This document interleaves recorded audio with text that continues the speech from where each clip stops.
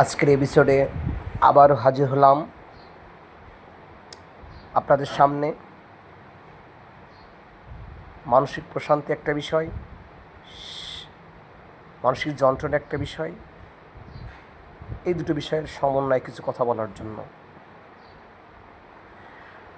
আচ্ছা, আপনি, আমি, আমরা প্রত্যেকেই যে গ্রহে বসবাস করি, পৃথিবী নামক যে গ্রহে বসবাস করি, এইখানে শান্তি অন্বেষণ করছে না এমন একটা মানুষকে আপনি দেখাতে পারবেন না।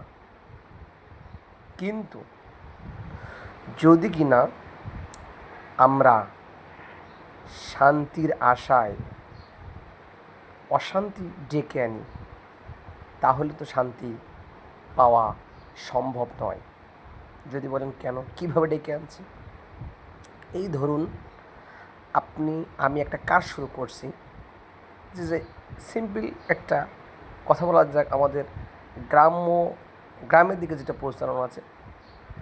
ধরেন একটু আমি সবজি চাষ করতেছি, চিন্তা করতেছি এই সবজিটা আমি চাষ করব, উৎপাদন করব, বাজারে বিক্রি করব, তারপর টাকা আর্ন করব।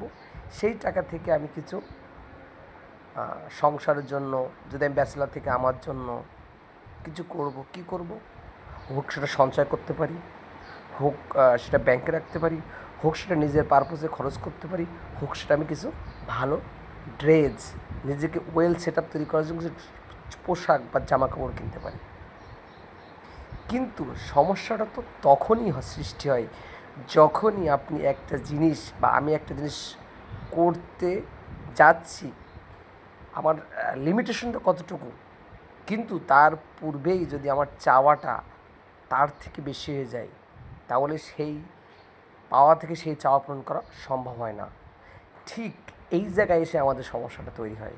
আর এইখান থেকে আমাদের শান্তির আশায়, আমি কিন্তু শান্তির চিন্তা করছিলাম যে আমি একটু ভালো পোশাক পরবো, ভালো খাবার দাবার খাবো, ভালো পরিবেশে চলবো।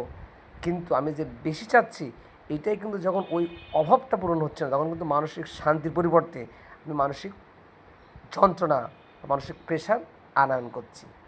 আজকে এই পর্যন্ত, আবার দেখা হবে আর এক এপিসোডে এটাই নিয়ে, ইনশাআল্লাহ।